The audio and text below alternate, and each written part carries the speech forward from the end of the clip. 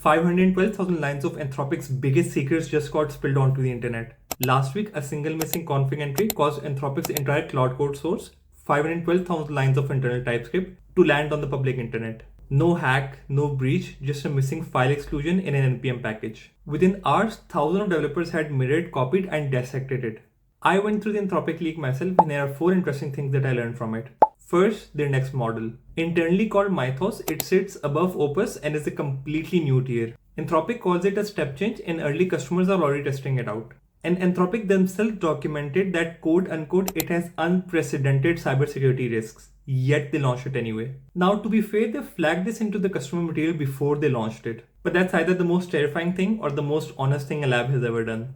Then there's Undercover Mode. A file called undercover.ts reveals that Anthropic uses Claude to contribute to open source projects over the internet without disclosing that it's an AI. The system prompt inside literally says you are undercover, do not blow your cover up. It stripes AI attribution from every commit, so there's no fingerprints. And if the system isn't sure it's a private repo, it remains undercover.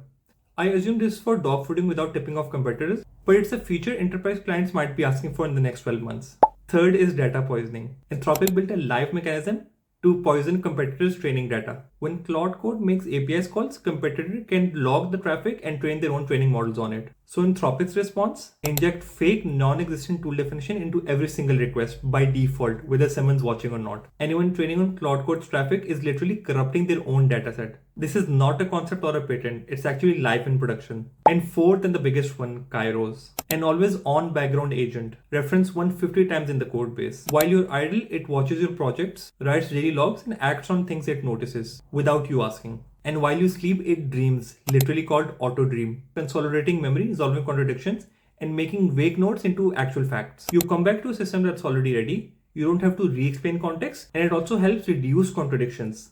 Genius. What gets announced is one version of reality. What's actually being built is another. This week, the two crossed. Follow if you want to keep up with the real one.